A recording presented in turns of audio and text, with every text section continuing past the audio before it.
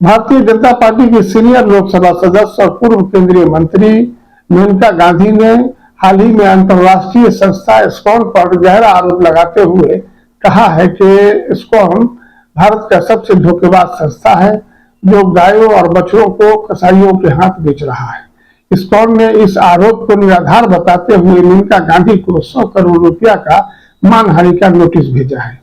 ISKCON Kolkata के उपाध्यक्ष राधा मनदास ने कहा कि इस्कॉन के भक्त समर्थक इन अपमानजनक आरोपों से बहुत दुखी हैं। हम इस्कॉन के खिलाफ भ्रामक प्रचार के खिलाफ न्याय के लिए कोई कसर नहीं छोड़ेंगे।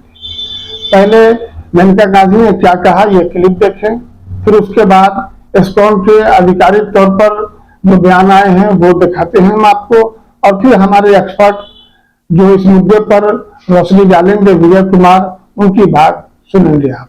सबसे बड़े जो यहाँ देश के धोखेबाज है वो है इस्कॉन।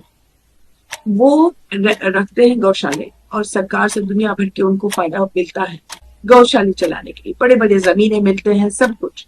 मैं अभी उनके आनंदपुर गौशाला में गई, एक भी सूखी गाय नहीं, पूरे के पूरे डेयरीज हैं, एक भी बछड़ा नहीं है।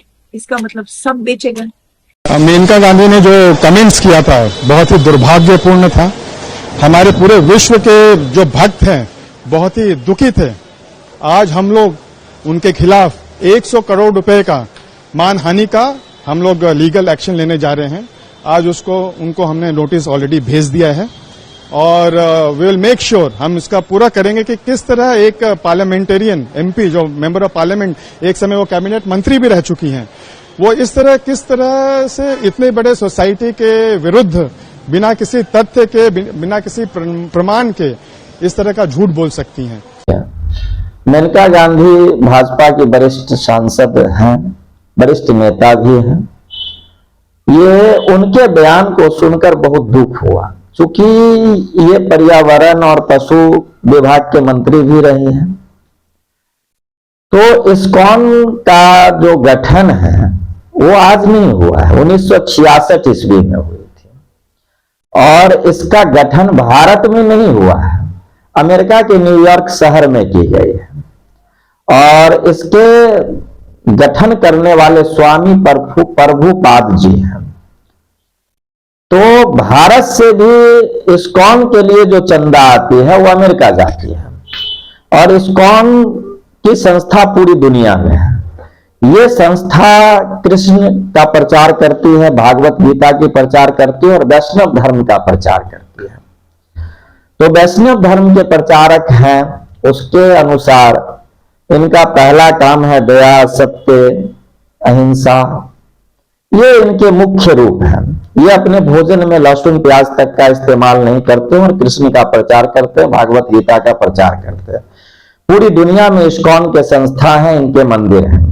अगर देखा जाए तो भारत के पड़ोसी देश जो पाकिस्तान है, पाकिस्तान में इस्कॉन के 58 मंदिर है, 58 मंदिर, जिसमें से 28 मंदिर सिर्फ कराची के अंदर में है। आज के डेट में वहां पूजा नहीं हो रही है या बहुत कम मात्रा में हो रही है।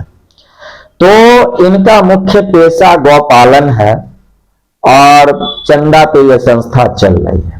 इस्कॉन का लाइफ टाइम मेंबरशिप का 35,500 रुपए लगते हैं, लाइफ टाइम मेंबरशिप का।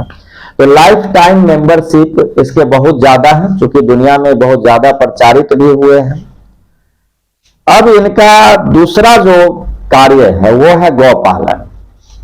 चूंकि कृष्ण से जुड़े हुए हैं तो गौपालन का कार्य हो रहा है।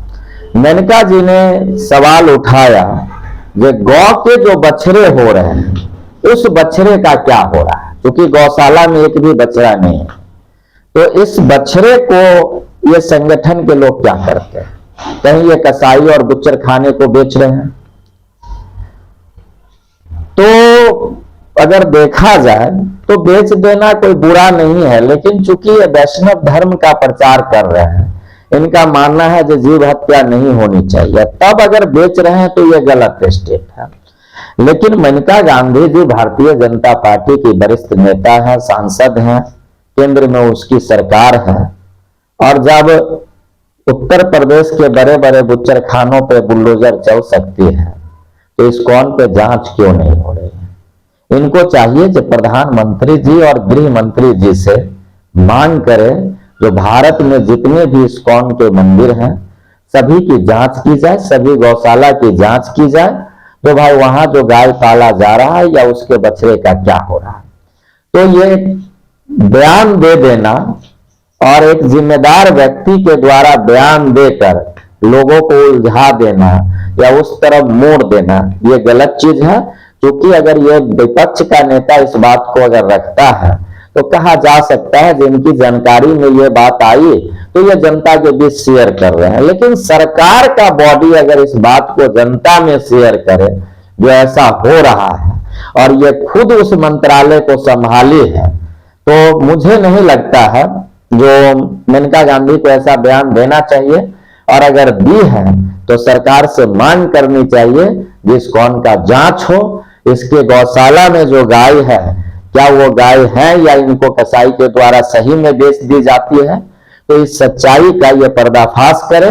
क्योंकि ये सरकार में है, इसलिए मैं इनसे मांग करता हूं जो ये इस्कॉन के समर्थक और इसके विरोधी के बीच में जो है कोई डिबेट का मुद्दा न बनाकर, अगर इनको लग रहा है ये सच्चे गौरक्षक हैं, ये सही में वैष्णव धर्म को मानने वाली हैं अगर मेनका गांधी, तो ये भारत सरकार से मांग करे, अपनी सरकार से मांग करे जो इस्कॉन के गौशाला की जांच होनी चाहिए, इसकी सच्चाई क्या है, ये आम जनता के बीच, इस्कॉन के समर्थक के बीच, वैष्णव धर्म को मानने वालों के बीच इसकी सच्चाई आनी चाहिए।